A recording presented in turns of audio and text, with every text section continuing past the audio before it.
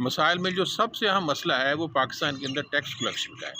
यानी हमारी जो कौमी पैदावार है वो हमारे अखराजात से कम है, इसलिए रोज़ हमें कर्ज़ों पर कर्ज़े लेने पड़ते हैं। और पाकिस्तान का जो कर्ज़ों का सूद है और जमा उसके अगर हम अपना दफ़ाई बजट लगा लें तो हमारा सारा बजट ही ख़त्म हो जाता है। तो इसके लिए हमें मज़ीद कर्ज़ा लेने के लिए पाकिस्तान के अंदर दो तरीके के टैक्स हैं। एक डायरेक्ट टैक्स है जो हम आम तौर पर आमदन पर लेते हैं, और साथ जो मुल्की अखराजात पर हैं उन पर भी टैक्स लिया जाता है। ये पाकिस्तान की कुल टैक्स शुदा रकम का 35% डायरेक्ट टैक्स बनता है।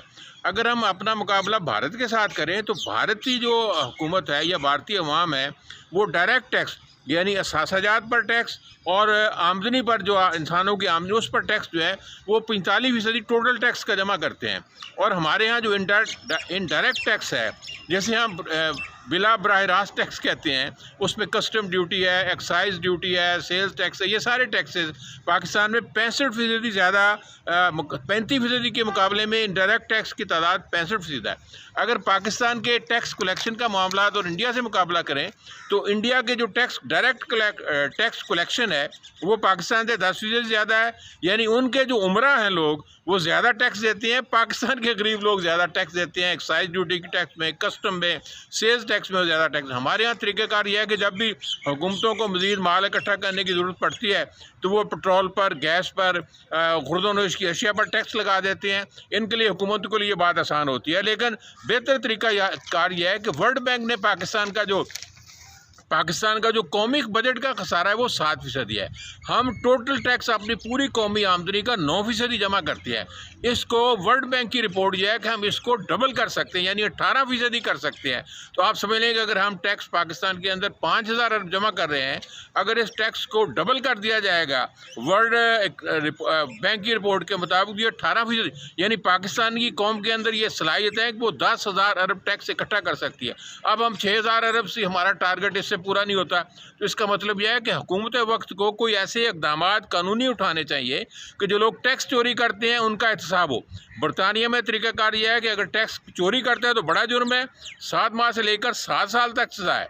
और फिर अगर वो बार बार वायलेट करता है तो उसे उसकी यानी जो प्रॉपर्टी है वो जब्त कर ली जाती है। इंडिया ने भी इसका ये इलाज तलाश किया है। हमें इंडिया को भी फॉलो हम कर सकते हैं कि इंडिया ने यह कहा है कि अगर कोई आदमी अपने असासाजात की कम कीमत बताता है तो उसका हल यह है कि उसको 20 से ज़्यादा रकम देकर उससे टैक्स इकट्ठा किया जा सकता है।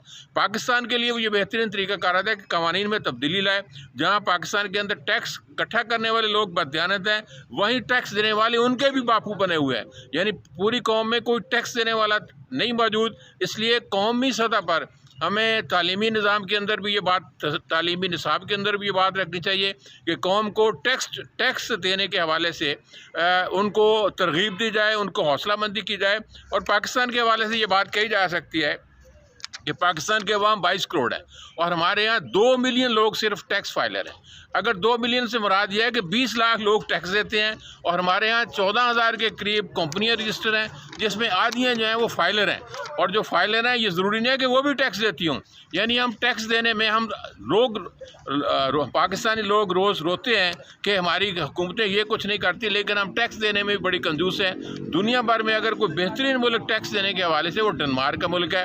वो अपनी टोटल इनकम का 46% टैक्स अदा करता है।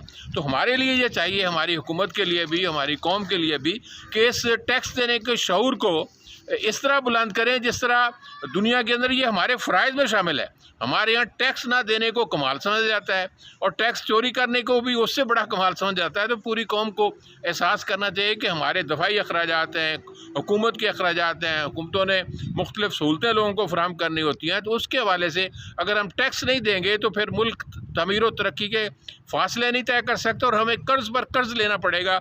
और फिर पाकिस्तान जो कर्ज़ों की दलदल में, सूद की दलदल में फंस कर रह जाएगा और पाकिस्तान को फिर अपनी सलामती के लिए बहुत से ममालिक से समझौता करना पड़ेगा। वाखुर दाना अल्हम्दुलिल्लाहि रब्बिल आलमीन।